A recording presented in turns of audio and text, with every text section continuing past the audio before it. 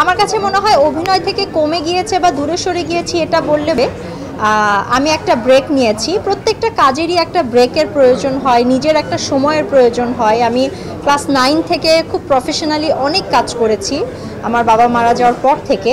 So এখন আমার একটা সময় হয়েছে, আমি মা হয়েছি, নতুন পরিচয় আমার, আমি একটা ব্রেক নিয়েছি। তার মানে এটা না যে আমি অভিনয় ছেড়ে দিয়েছি বা দূরে সরে গিয়েছি। আজকে প্রোডিউসার হিসেবে ইন্টারভিউ দিচ্ছি, খুব শীঘ্রই আর্টিস্ট হিসেবে আবারও আপনাদের সামনে ইনশাল্লাহ ইন্টারভিউ দিতে আসবো। কোনো কাজই আসলে সহজ না, পৃথিবীতে কোনো কাজই সহজ না। ইভেন আপনারা যারা ইন্টারভিউ নিচ্ছেন, আপনাদের একটা প্রশ্ন করতে গেলেও আসলে অনেক স্টাডি করে প্রশ্ন করতে হয়। সো আপনাদের কাজটাও সহজ না। তো আমি বলবো না যে এইটা সহজ ওটা সহজ, কোনোটাই সহজ না। প্রত্যেকটাতেই হার্ডওয়ার্ক আছে, প্রত্যেকটাতে কষ্ট করেই অ্যাচিভ করতে হয়। সো দুটাই আমার কাছে সেম। ওকে, হ্যাঁ জি, আমার প্রিয় অভিনেত্রী অনেকে, এটা আসলে বললে মানে একেবারেই রিসেন্ট সম্প্রতি নাটকের কথা বলছেন। নাটক আসলে সরি টু সে আমার নাটক দেখা হয় না, আমার একদমই নাটক দেখা হয় না। কিন্তু আমি বলবো যে এখন অনেকেই ভালো করছে, তার মধ্যে মেজাবিন খুবই ভালো করছে, সাবিলা ভালো করছে, তাসনিয়া ফারিন ভালো করছে, আরও অনেকে আছে যারা ভালো করছে। এই মুহূর্তে হয়তো বা আমার নাম মনে পড়ছে না, যেহেতু তারা আমার ফ্যামিলির অংশ এবং তাদের কাজই বেশি চোখে পড়ে, এই জন্য আমার নামটা বলতে পারছি স্বাচ্ছন্দ্যে। বাট ভালো কাজ করছে। তবে আমাকে যদি জিজ্ঞেস করা হয়, আমি বলবো যে মিডিয়ার কাছে আমার এক্সপেকটেশন আরও বেশি। আমি আরও ভালো কাজ দেখতে চাই, আরও ভালো অভিনেতাকে দেখতে চাই সামনে।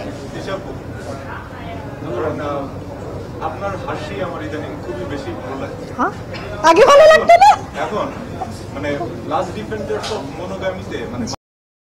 এখন আমি মনোগামীর বিষয়টা যদি বলতে চাই তাহলে আসলে অনেক কিছু বলা হয়ে যায়, তাহলে গিমিকটা বা সারপ্রাইজটা থাকবে না। তবে আমি এতটুকুন বলতে চাই যে মনোগামীর মেন বিষয়টা হচ্ছে দুইটা জেনারেশনকে অ্যাটাচড করা, দুইটা জেনারেশনের মানুষকে বোঝা এবং বুঝতে দেওয়া এবং তাদের সিচুয়েশনটা মানুষের কাছে তুলে ধরা। সো এইটুকুনি আমি আপাতত বলতে পারবো এবং বলতে চাই। বাকিটা আমি চাই দর্শকরা মনোগামী দেখুক, এর মনস্তাত্ত্বিক দিকটা অবশ্যই বোঝার চেষ্টা করুক এবং আমি শিওর যে এইটা দেখার পরে সবাই নিজেকে সেই জায়গায় খুঁজে পেতে পারেন।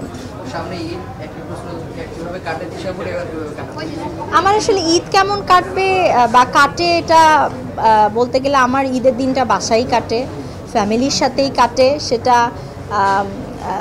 যে কোনো পরিস্থিতিতে আমি আমার পরিবারকে ঈদের দিনটা আমার পরিবারের সাথেই কাটাতে চাই। সন্ধ্যার সময় শ্বশুরবাড়ি যাওয়া হয়, শ্বশুরবাড়ির মানুষের সাথে কাটাতে চাই, এই আর কি।